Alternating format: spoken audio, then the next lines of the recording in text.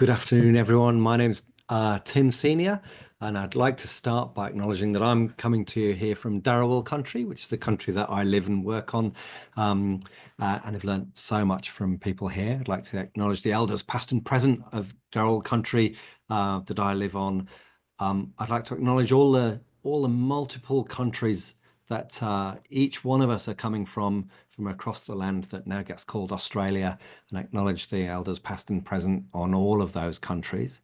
I'd like to acknowledge all the Aboriginal and Torres Strait Islander people on the Zoom with us, and it's a privilege to have you join us. And we're acknowledge that across all of those countries, sovereignty has never been ceded, and we are all walking on stolen land. Welcome to this Health Equity Heroes Croakey webinar. Really excited to be doing this. My name's Tim Senior. I'm a GP who works in Aboriginal and Community Controlled Health Service. I do clinical work there and do a bit of work on policy, and recently came back on from a Churchill Fellowship looking at deep end general practice as well. You'll see in the chat we've just had the some of the housekeeping rules posted, so if you take a moment to have a look at that, and feel free to post the country that you're joining us from now as well. I will point out the webinar is being recorded, and notes are being taken as well for posting about this to social media and for writing it up as an article for Croakey Health Media after the webinar. This webinar is part of Croakey's Medicare 40 Years project. The 40th anniversary year of Medicare provides a critical opportunity for advancing important health reform discussions, especially with a federal election due in 2025. We've already had 5 excellent webinars on addressing oral health inequities, improving healthcare in prisons for First Nations people, the national scope of practice review, better care pathways for people with knee osteoarthritis, and one marking the first anniversary of the voice referendum. This webinar will inform related journalism by Croakey live tweeting and an in-depth report by Croakey editor and journalist Marie McKinney. Really would like to thank WA Primary Health Alliance for sponsoring this webinar, and I'd also just like to acknowledge the Croakey Health Media directors that we have in the audience, Meg and Alison Verhoeven. Thank you so much for joining us, but thank you everyone for taking time out, whatever time zone you're in, for joining us today. I'm really looking forward to hearing everyone. Feel free to put questions in the chat as we go through as well.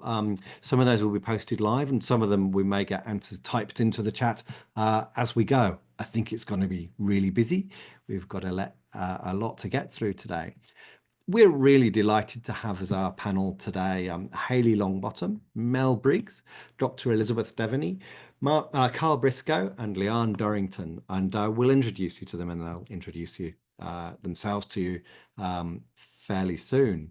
We're going to start with Hayley Longbottom and Mel Briggs from Waminda on the South Coast. They're from the South Coast Women's Health and Wellbeing Aboriginal Corporation. South Coast of Australia is one of my favourite bits of Australia, so I'm delighted that we're there.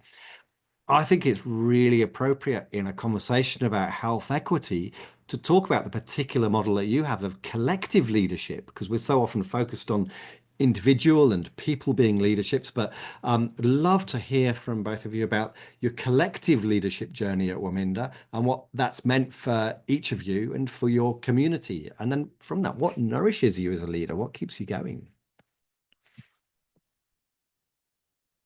Yeah, look, I've been a part of Waminda for 14 years. We've just come out of, well, I think for us, collective leadership's always been the way that we've done things here at Waminda. We had one CEO for 17 years, but she was never the hierarchical way of doing things. It's always been, collective decision making, and particularly, for women working in and within and for our communities, it's really important that we do it as a shared leadership model, because then we have, our family knowledges from up and down the South Coast and across country as well. So it's really, really important that we hear and do the work that we always know that works. It's, our ways of knowing, being and doing, and that's that's how we've always done our business. It's not, a new way of doing things for us. It's, it's how it should be realistically. And I think, that's probably for me, you know, what nourishes my soul is being able to do that in that way. Because, you know, it's not just about, you know, that one person, or the heaviness of the work that we do within our communities doesn't lie with one person. It's, you know, it's on all of us, and it's shared, and it makes it a little bit, you know, lighter for us to carry through with the work that we actually do. That's really good, Mel.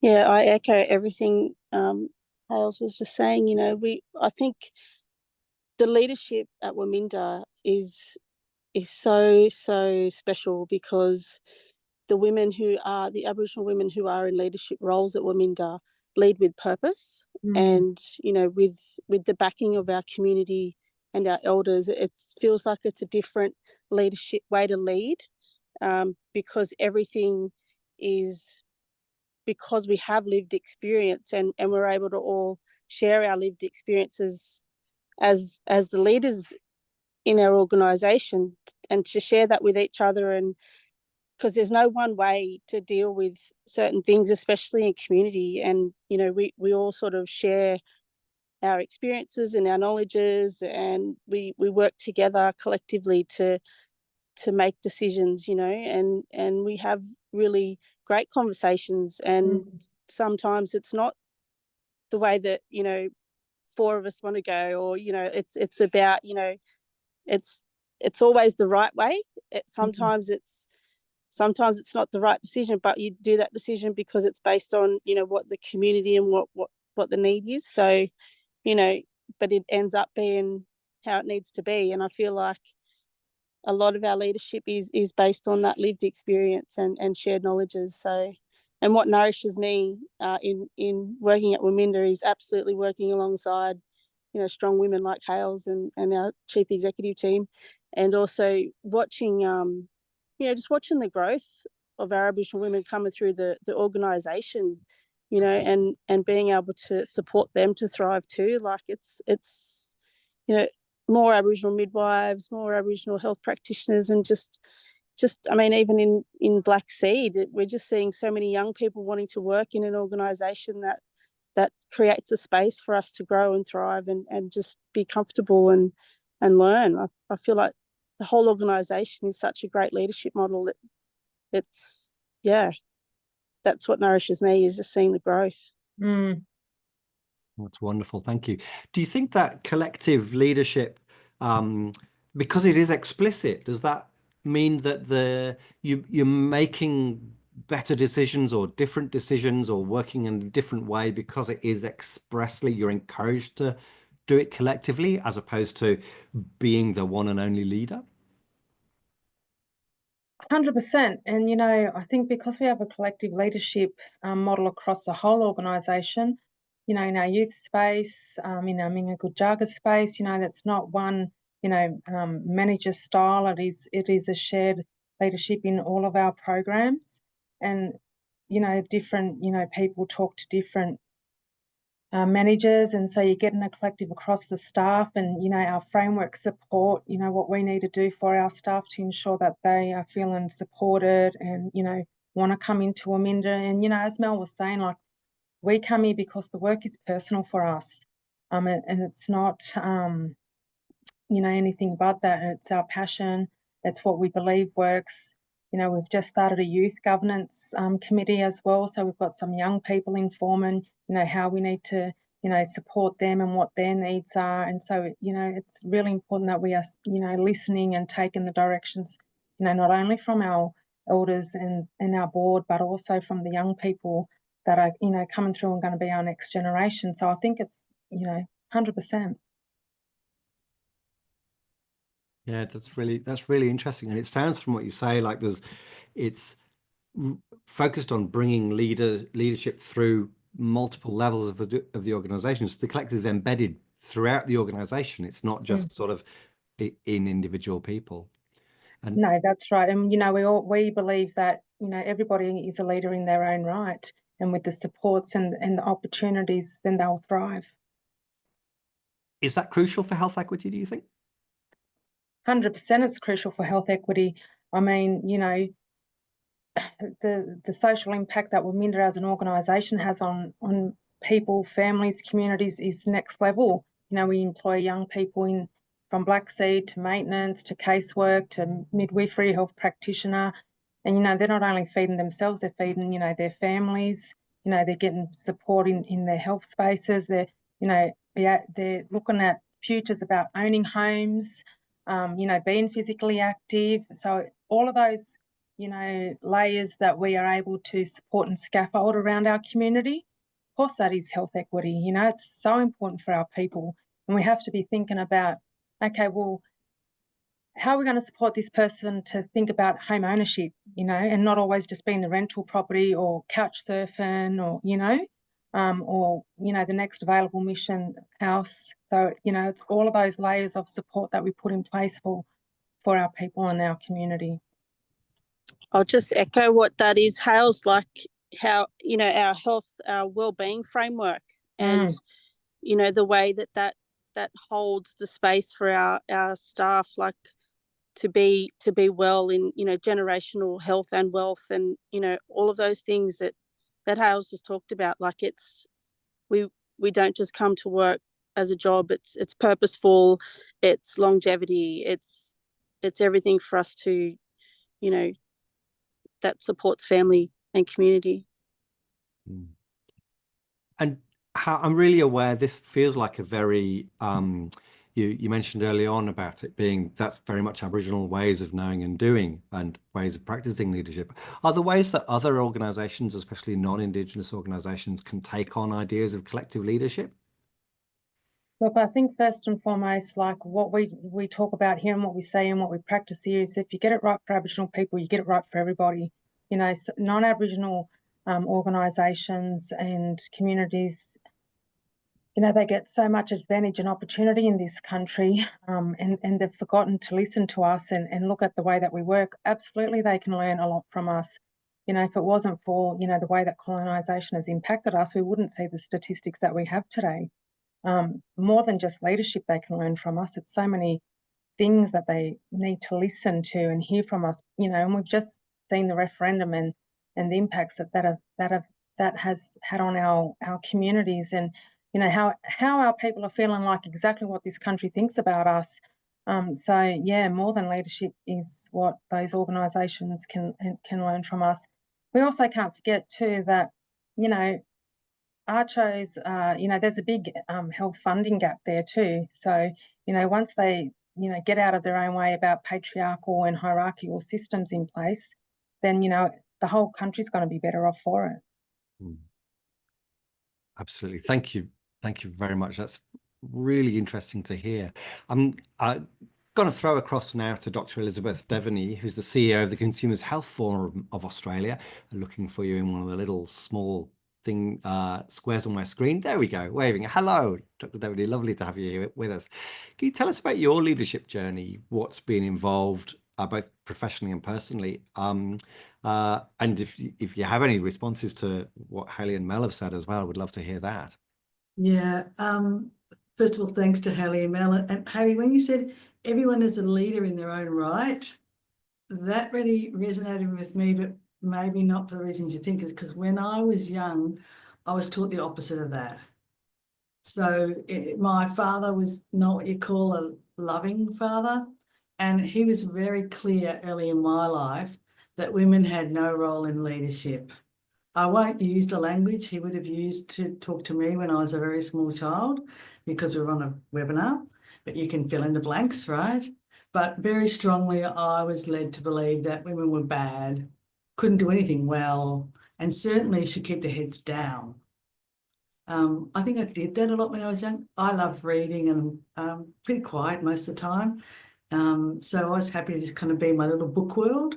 Maybe that was a bit of a refuge for me too from that kind of things that were going on in my family. I don't think I would have called myself a leader of any kind. Maybe the last 10 years, I probably would have avoided that kind of connotation because I would have thought it was, I was too big for my boots in saying anything like that, and that it could actually be dangerous as a woman to declare that you had power or that you wanted to lead. I don't feel like that now, though. Every once in a while, it still kind of creeps back, those things from your childhood, you know, they creep back no matter what you do. I can see moments in my childhood where I was brave and probably did show some leadership, but I don't think I thought of them like that at that time. So when I look back, I can see these glimpses maybe of the leadership I have now, but as a child, they're kind of like little memories of, oh, I did that and I did this and I did that. So for me, I think professionally, my journey was as going from where I was perhaps to a leadership role was partly linked for me around values. So I'd be working in organisations where I really didn't like the kind of the feel, and you know, Hayley and Mel talking about the culture and how important that was in Waminda. That really again resonates for me. I worked in places that wasn't the case. I would feel frustrated by poor management practices or unfair treatments of people and so on. But I also didn't think there's anything much I could do about it apart from speak out. Like I couldn't actually fix the culture of a business or as one person or change, you know, policies. And I think when I first took on a kind of more senior leadership role, which is 10, 15 years ago now, I realised, oh, well, there's a lot of work and there's some downside for sure. The upside is you can say no. You can say we don't do this here. We're not going to behave like that here. If you want to work here, we're not going to do that. And I thought, wow, that's actually, I could make this a place I wanted to work. I mean, too bad for everyone else, right? And a bit like if I want to work here because it's ethical, there are good values, people are supported, chances are other people will want to do it too, right? Because it'll be a nice place to work, or else I wouldn't want to work here.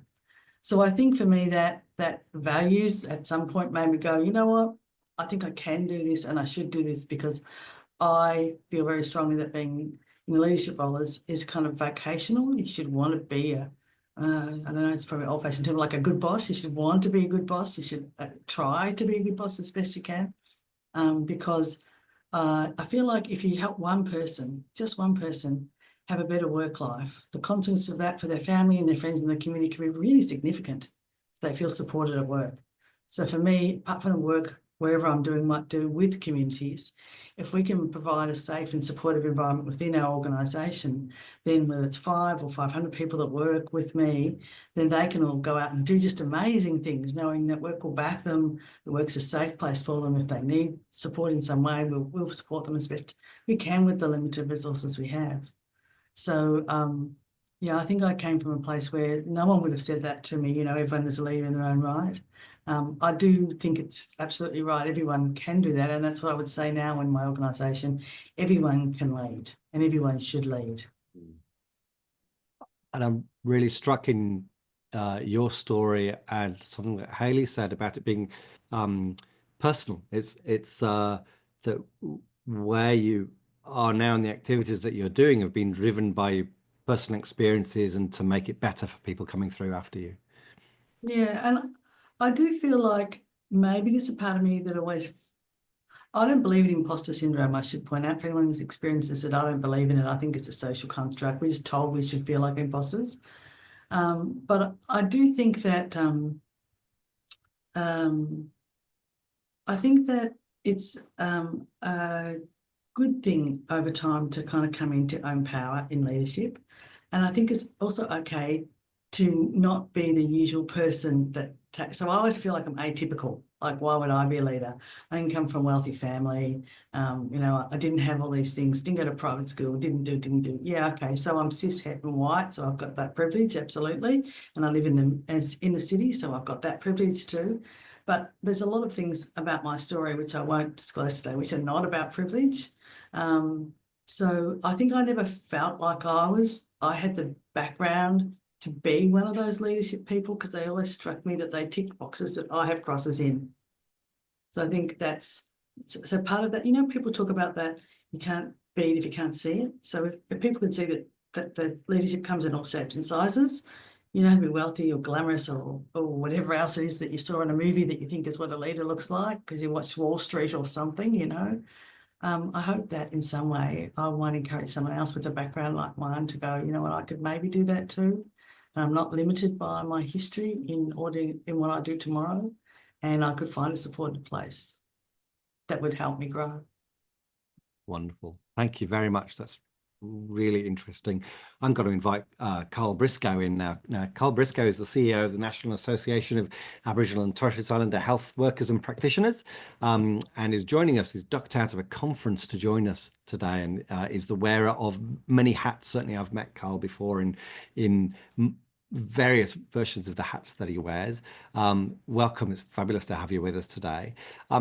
So thinking about the discussions that we're having on your own leadership journey, what's your journey and what are the key issues on your mind as we go through? What issues would you like to bring to the attention of Croakey readers?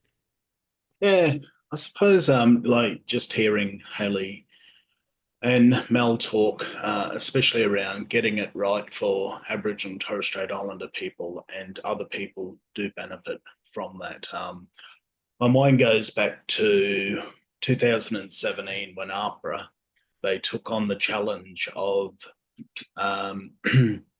cultural safety, making cultural safety embedded into national law and eliminating racism. So I was involved in that journey from the get-go, and to see where it is today, the cultural safety strategy is finishing next year, and they've achieved so much within that short space of time.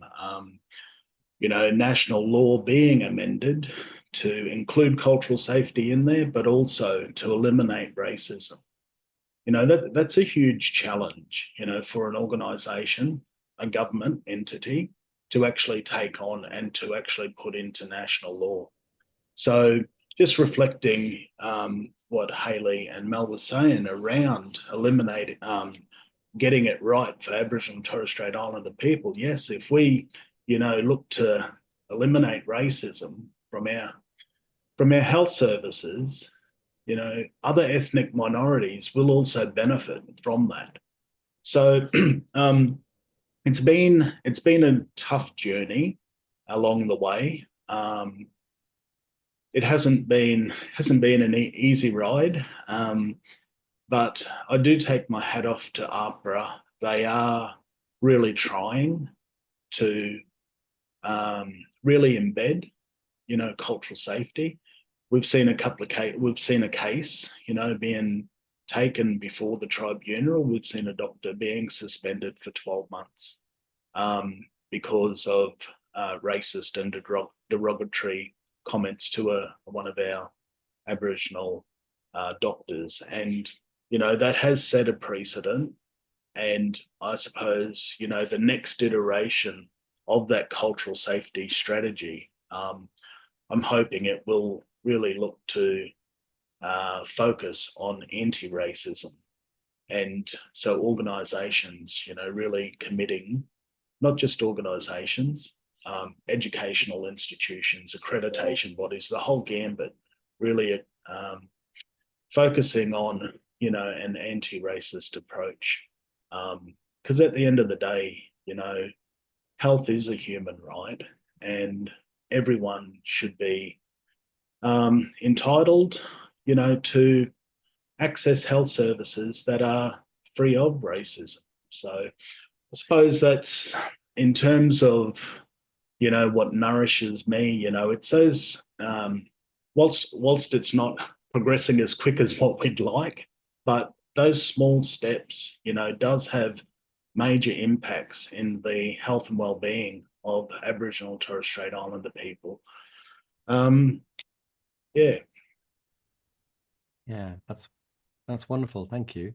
What you again, the sort of that, what nourishes you day to day? What do you do? You mentioned some of the things are really difficult, and I think one of the things that strikes me about health equity is that the work's never easy, and it's sort of goes into places that you're constantly battling against a system. So what keeps you banging your head against that wall? Look, at the end of the day, I think, like, for myself, we're all here to make a change, make it better for the next generation. We don't want the next generation to go through what we've been through. And, we all do the work to try to leave behind, a legacy that other generations can go, well, they've actually tried to make a difference. I just think of my, grandkids, into the future, not needing to go through what I had to go through. So I think the other biggest thing really is, the well-being of our people. Like, we've really seen a lot of research start to come out and be produced by Dr. Ray Lovett around, culture being a protective factor in order to have a really good social and emotional well-being, especially if you're not living on country. So I suppose, we do start to see like little mechanisms or toolkits, such as amendments to national law, that will actually enable us to use them to our advantage, to make it better for the next generation. Brilliant. Thank you so much. I'm gonna go to Leanne Dorrington now, who's Adjunct Associate Professor Leanne Dorrington. What have you taken away from the discussions so far? What would you like to share about your own leadership journey and how it relates to your experience of leadership? Well, I think the first thing is the themes around, everyone's described at one level, that they've got a personal set of values that drive their purpose. So, and they may differ, but I think having life experiences when we're young, that then say, could I make this better for the next one, for the next person? And for me, that's my story, when I was young. And that's driven my sense of purpose. But I've heard that effectively through everyone saying it's about making a contribution of betterment for others. And I think health equity, dear oh dear, we've come a long way, but we also haven't come a long way. And my sense is there's still so much to do. And so I think it's hard for everyone who's spoken, this notion of, well, what is making a difference? What's my little bit of this? Because none of us can do it all. It's, as was eloquently described, it's the collective efforts of many that also make a difference, do they not? So for me, that notion of leadership, at least, is with purpose, is absolutely key, because it's a bit like having the touch point of saying, when something challenges me, I know what I stand for, I know what my values are. A bit of like Elizabeth, I know when I'm working with others what really matters in terms of values and principles.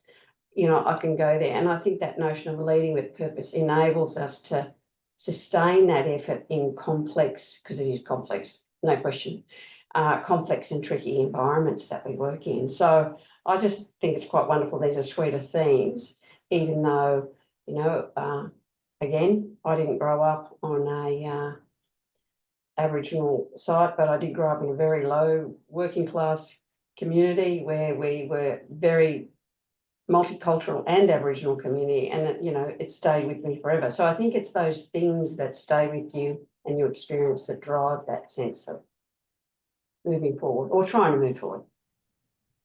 Yeah, thank you. That's wonderful. Do you what nourishes you as you go? Like, I'm just aware that this can be really hard work and it's long-term work as well. What keeps you going? Well, when I was listening to others answer that question, because that's an interesting question, apart from self-care, of course, and good social connections where you can talk about this stuff. But I actually think it's the small gains. It's seeing somebody achieve. It's seeing something different where you know that for those individuals or that group, it is actually different. I mean, no one would ever design a health system as it is that we have to experience today. Like, truly, could you make it harder? So I think it's when we come to, refining that people can get the care and support they need. And I know that AATSHWPs do that really well, but the rest of the system is very complex in and of itself, and we need to improve it. Lovely. Thank you very much. That's wonderful. Now, if anyone does we've heard from each of our panels here, and we do have room for a sort of a discussion and to take questions from anyone on the webinar. So if you do have questions, then feel free to put them in, and we'll do our best to answer all those tricky ones. I'm really aware of the complexity of health equity, and I'm really aware that when you go on LinkedIn and people who say they're leaders, people often think, oh, we have to go to the corporate sector to look at how to bake biscuits in order to learn how to lead in health equity. And it feels to me that's the wrong way around. What do you think are the differences in the sort of the complex, what we might consider social leadership in the complex system with health equity than we would see, for example, in increasing shareholder value, which seems to me like a complex as it is, a simpler outcome than achieving health equity? I'll open that to any of the panel members. I'm happy just to jump in quickly while my microphone's off. Yeah. But listening to Hayley and Mel, they both described that notion of community. And I think sometimes that's where the focus needs to be, rather than someone's got the answer somewhere else, because there isn't a cookie cutter. It's about what strengths you've got in your own community that you can build on. So for me, it's all the small and local that add up, rather than going to a corporate that might, and we can see the implications of shareholder values in health in the US at the moment, very unattractive. So I think it's about local, context specific, and gains for those from a community perspective. Anyone else like to add anything to Leanne's comments? She may well have said it all. Yeah, I'll jump in. I suppose, from an Aboriginal Torres Strait Islander perspective, like if you've been to one Aboriginal community, you've been to one Aboriginal community, So yeah, there's no cookie cutter approach. Absolutely, Leanne. And I suppose, one of the other hats I wear is around the co-chairing of the National Close the Gap campaign. The strengths-based approach that we take in that is highlighting programs, initiatives that are actually working within our communities. And rather than, calling the government out on the targets not being on track and what have you, which is important, but it's also important for the government to know that we are having gains, we are having success. One of the Rangers program, for example, we highlighted that in one of our reports, and then we've seen some significant investment right across the country around our Indigenous Rangers. So, yeah, I think, we hear of the negative narratives, a lot, but really taking a strengths-based approach when we are looking at different programs and initiatives that are having success within our communities. Thank you. I'd like to invite Hayley and Mel again, because we've got a question just to say a bit more about how Waminda embeds collective leadership. What are the structures and processes at Waminda that support that collective leadership across the organisation? Yeah, look, we have multiple frameworks in place that we all get together. We do it as an organisation, so we do gatherings of all the staff, and we put it to all of us to be able to input into those frameworks from our Culture House Foundation, the Wandandian framework, which embeds culture in everything that we do. We've got an elders and aunties committee, we've got a cultural committee, that youth governance committee I was talking about, our Yalanji, which is our wellbeing framework, and ensuring that every single person informs how we operate here at Waminda. And we absolutely know that, we are a matriarchal-led culture, and will always be matriarchal-led. And that doesn't mean that we're leaving our men behind. That means that we're supporting our men to get up to speed with us, and how we do that. And, just going on what Karl was saying in regards to, you've been to one Aboriginal community and that's it. Like, we're not, the same everywhere. Absolutely not. We have, things that are the same for us, but every community is absolutely different, and depending on where you are and what the needs of those communities look like, that's how we need to work. You know, and just, you know, the systems are complex. We know that. We fight and push back on that every single day. You know, we pride ourselves here at Waminda on being a decolonising organisation, and we have, you know, non-Aboriginal and Torres Strait Islander people that work here. They have an imperfect allies group that they, you know, work on every single day, and that's about, you know, what are they doing here?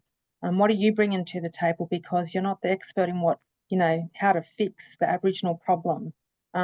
So, you know, we hear all the time the system's complex, but people are systems, you know, and too many times do we hear all the time, I can't change this system, you know, I can't change the system, said 1 million people. So, you know, you got to think about your values and, you know, your ethics, and, you know, and it is a human right for us to be well people. And why shouldn't we be well, as we're, you know, the oldest living culture in the world? And we need to be, you know, pedestaled for that, you know, not fighting for the scraps of the funds that get given to communities. So, you know, it's about us first and foremost, and we don't look at ourselves in comparison to the non-Aboriginal and Torres Strait Islander people. That's not how we operate here. We want to see ourselves thrive and be the best versions of ourselves we possibly can be. I probably went off topic a little bit there, but can't help myself. It's really good to hear. To another. Yeah. No, and solid, Hales. Like, I want to go a bit further back, and I will talk about how we do, like exactly what Hales just said. But with Karl, when we talked about, you know, the national policy around racism and you know, all of that stuff, I feel like part of the chief executive and the shared leadership of Waminda, if it wasn't for a group of women standing side by side with one another every day up against the institution and its racial, you know, westernized, forced control over us, trying to, but not anymore, you know, we absolutely I feel like that's why our model is so unique and so forward, because it's Aboriginal women leading that space and together, you know. But just also talking about Aboriginal-led sort of designed programs that keep us safe. So you've got NABU, which is our family preservation restoration, that, you know, it stops our babies from being removed. It stops families, you know, being torn apart. We're supporting them through our programs. That's wrapping, and that's all around the frameworks that we provide to our workers that can then support families and community, because it's such heavy, hard work.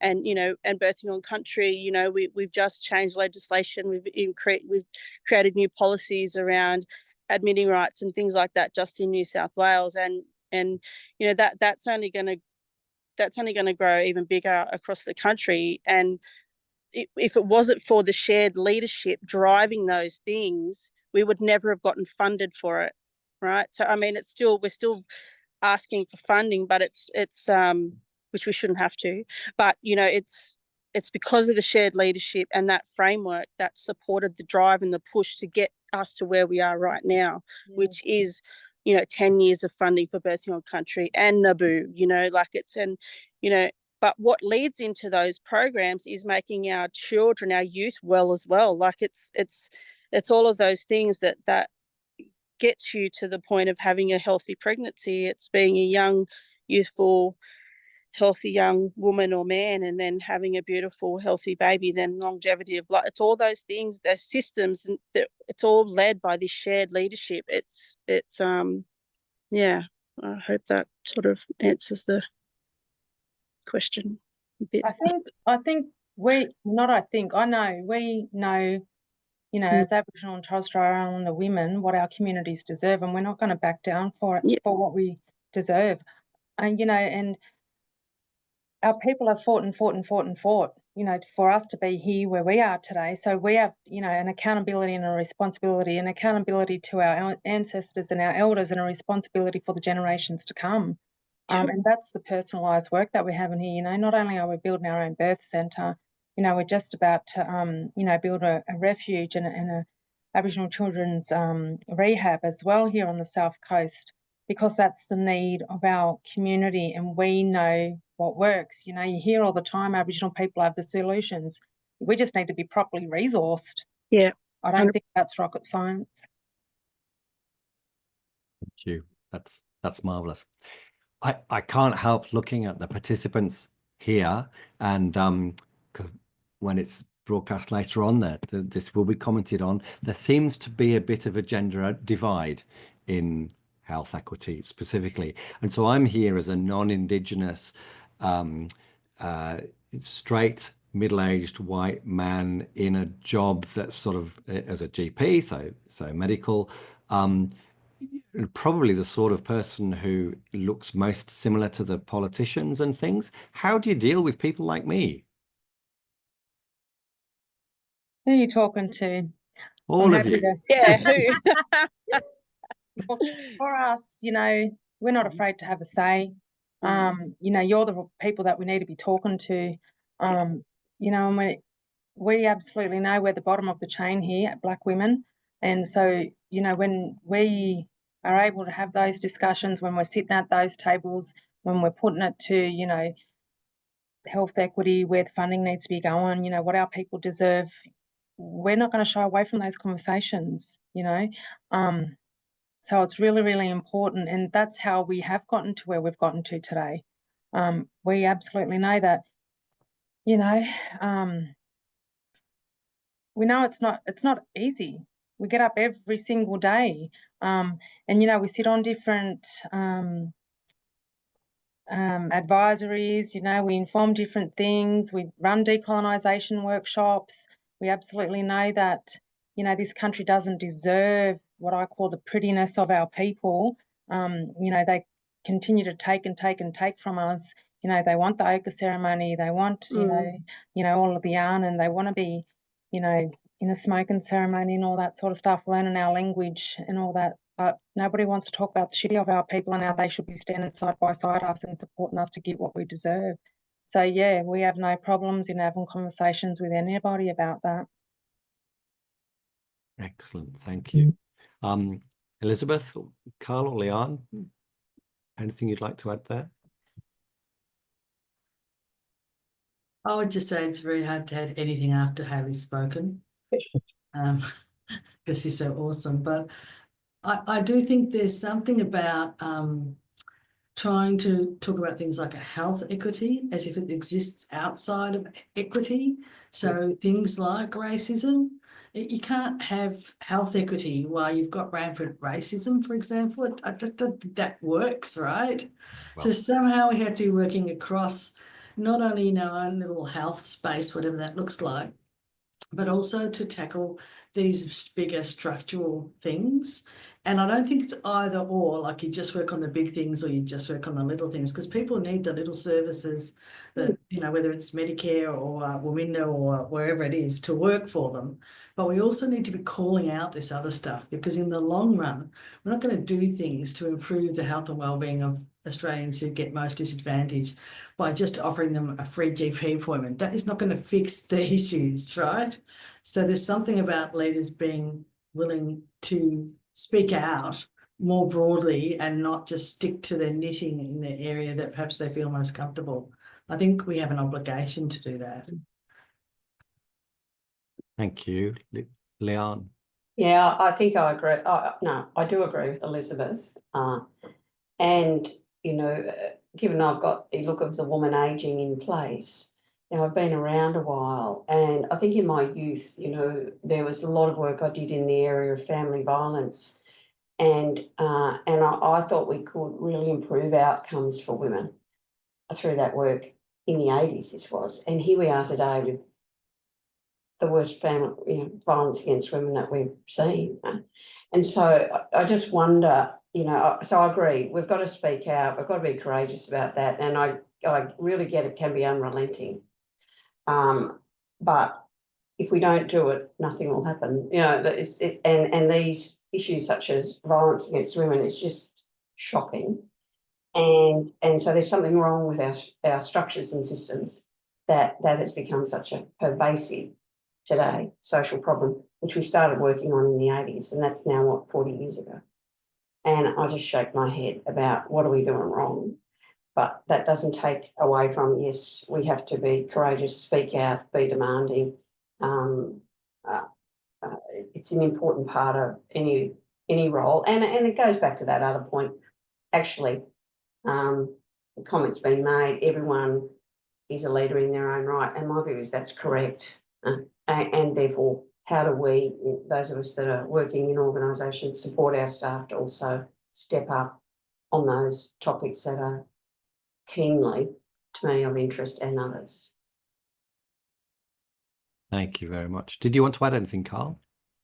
I was just going to say, like, yeah, racism, like the word racism was never in our vocabulary, you know, as Aboriginal Torres Strait Islander people in Australia. So, you know, we do need allies, you know, to actually help address this problem. And to eliminate it from our health services, because at the end of the day, it's our people, you know, that suffer from the discrimination that they face, and you know, health is a human right. So, you know, so we should be able to access health services, you know, without being discriminated against, and yeah, as I said before, you know, you get it right for our mob. Other ethnic minorities will benefit from this. And yeah, our allies are a very, very important part of that. Thank you. And Melanie, I saw your microphone was off just as I invited Karl. Yeah, I wanted to just go back to what Hales was saying around the referendum, you know, like if the highest place in the land is got a racist woman at the helm and got a free speech on national TV, such as Pauline Hanson, you know, how are we going to stamp it out in health? How are we going to stamp it out in education if we're going to allow our politicians to be racist? So, you know, we've got to go to the top, and we have to be able to have a voice for our people, you know, like, and stop talking about our Aboriginal women in those spaces, and the media that is labelled on our people in those places as, you know, angry Black women or you know, aggressive, and, you know, like portraying people that stand up to the racial constructs of this country, but yet we can't have a voice. So the referendum was about that, and it was taken again. So it's like, okay, so where do we go now? Obviously, this is a good start, but I think, you know, calling out racism in Canberra is a start. And, you know, and then allow that to trickle down and have, you know, bigger change in legislation, you know, change the legislations, change the policies around that are looking at us as a deficit, and looking at us as a risk. How about we look at the system as a risk, and then how are you going to open up the system to make it better for us to be able to access it without feeling like, without getting racially vilified, or, you know, like, just health equity. I think too, just quickly, you know, it's not up to Aboriginal and Torres Strait Islander people to stop racism in this country. It is up to, you know, the 97% of, you know, the occupants of this country, not us. So there's a lot of work to do. And, you know, we know that 6-point-something million people voted, Jess. So what are you doing now? You know, keep going, because we need more support. Thank you very much. Absolutely. In the I remember on one of the leadership courses I was on, we were all a bit scared of conflict. None of you sound like you're scared of conflict, which I think is fantastic. And we were told about the concept of organizing productive conflict, because you can't do anything if there isn't any conflict. Everyone sort of sits there and strokes each other and it's all too nice. And if there's too much conflict, everything blows apart and people don't sort of talk to each other. They just get cross and storm out. But if you have the right amount of conflict, which is how you judge that is a challenge in itself, but that's what creates productive discussions where people are held together in discussion with things without sort of blowing apart, but there's enough tension there for people to talk about what their values are and what they believe needs to change, and that way finds the way forward. Does that ring true? Like, do you ever find yourself having to dial up conflict or dial down conflict in order to sort of get the changes that you need when you are speaking truth to power? We call it passion, Yeah, not conflict. that's a much better reframing. Very personal. Of course you get heightened. Like, honestly, of course you get heightened every single day. You know, we're up against something in some area, in some department, in some institution, and it takes its toll on you. You know, people talk about, you know, the age gap, but nobody talks about the race to do what we've got to do as a people, and that being a contributor to us dying early. Like, we have to get smarter, quicker than anybody else in this country, because we die earlier than everybody else in this country. So absolutely, every single day we're pushing, we're having those passionate, fiery, personal, I wouldn't call them conversations, because most of the time it's, you know, for us, it's only us that's doing the talking or the telling. But, you know, we come with facts, you know, we've got the proof there, you know, we don't do the statistics, so, but it's all there, it's all everywhere you go. But yeah, 100%, it's, we don't mind getting a bit passionate and fiery. That's, you know, how we got to get things done. I keep hearing this saying that, oh, how does it go now?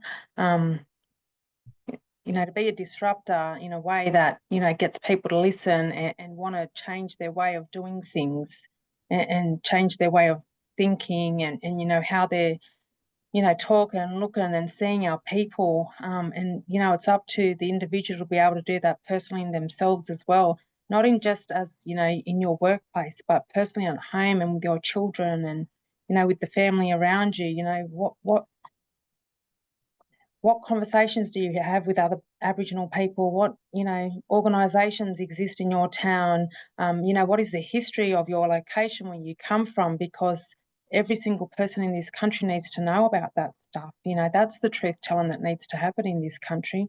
And I think once people sit and have those personalised reflections about how we got to a space where, you know, the oldest living culture in the world is the most disrespected culture in the world, from, you know, day dot of colonisation in this country, start to have a think about that. That was you know, and it's not about that we were colonised, it's how it happened and continues to happen to this day. And, you know, there's no need to have so much power and control over things, because, you know, it just doesn't work like that. Obviously, you know, for us as a people, it doesn't work for us. Thank you. That's really good. I will, I'm going to give one final question to you all in a second, but the other thing on the Churchill Fellowship this I went on, I was visiting GPs in deprived communities across the UK, and one of the things that became apparent was everyone knew how the system didn't work for them and their patients particularly, but there was a real element of the people I saw subverting the systems they were working in deliberately, finding the holes in the system, getting the favors that will get around systems. And there was this real sense of not just describing where the system was wrong, but actively subverting it as they went through. Is that something that you try and do, or is that something you see people doing?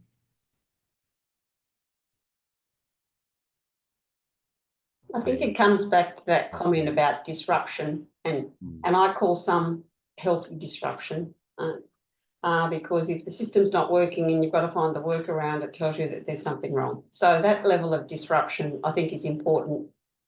It happens everywhere, and I don't think it's necessarily a bad thing as long as you learn from that to decide what actually needs to happen. So that's my spin on it, because it does happen everywhere. Absolutely.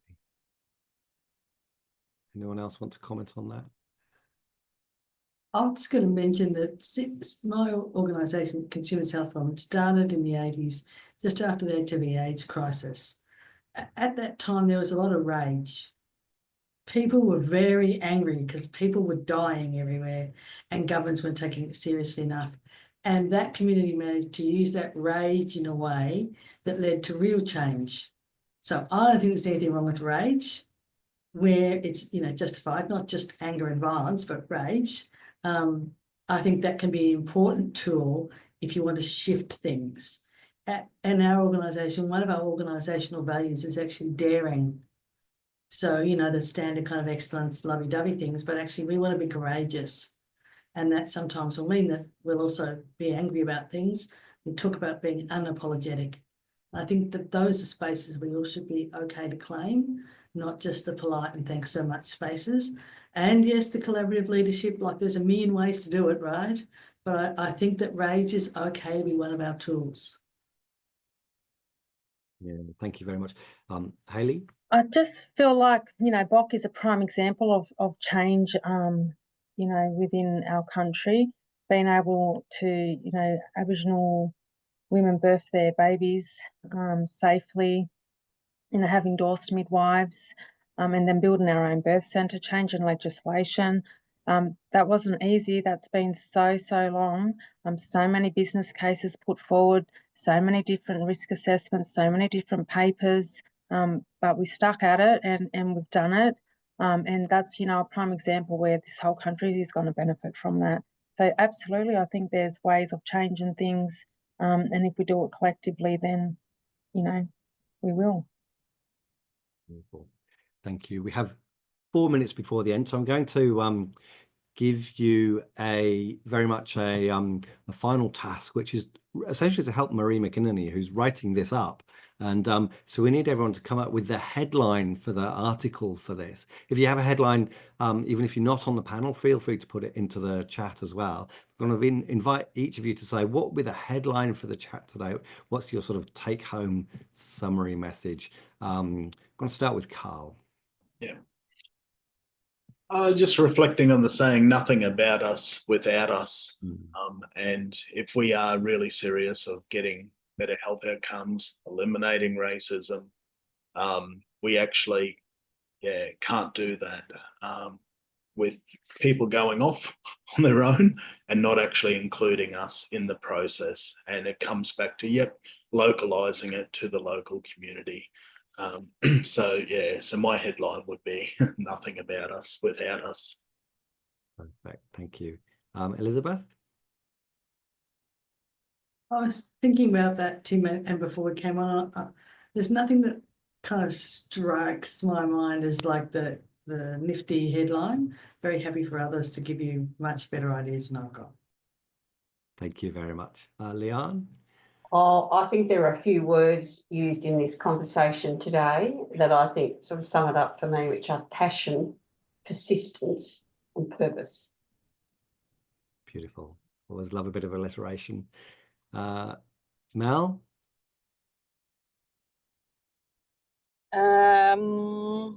Something around like lead with us, not control or oppress us. I like it. Thank you. And Hayley? Maybe something about, I just had it in my head and then Mel said that and I was like, oh yes, wow. I'll back Mel. Yeah. Stand beside us, not in front of us.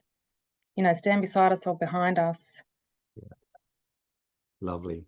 Thank you very much. We've had some great suggestions come in on the chat as well, if you have access to that.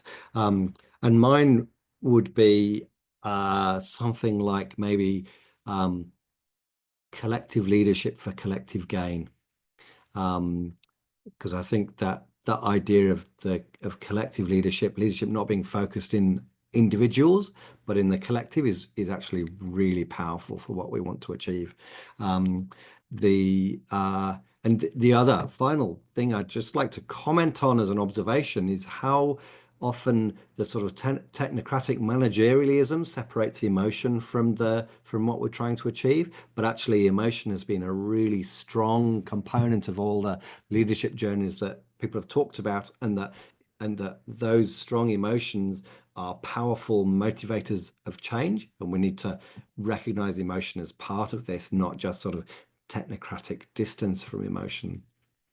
I would like to thank everyone for joining us today and giving up an hour of their late or even early afternoon, depending on which state of the countries we're joining from. I'd like to thank our panel enormously. The insights we've got have been fantastic. I'll certainly be thinking about this for a while. I'd like to thank again the sponsors for the event. That's very much appreciated. Please remember to support Croakey Health Media. They do a vital job in the leadership for health equity, and I think there's no one else doing quite what the Croakey team do. Watch out for the recording of this webinar, and watch out for the report on the discussions that we've had. Thank you very much to everyone for joining, and I wish you all a very good rest of your afternoon. Thank you very much.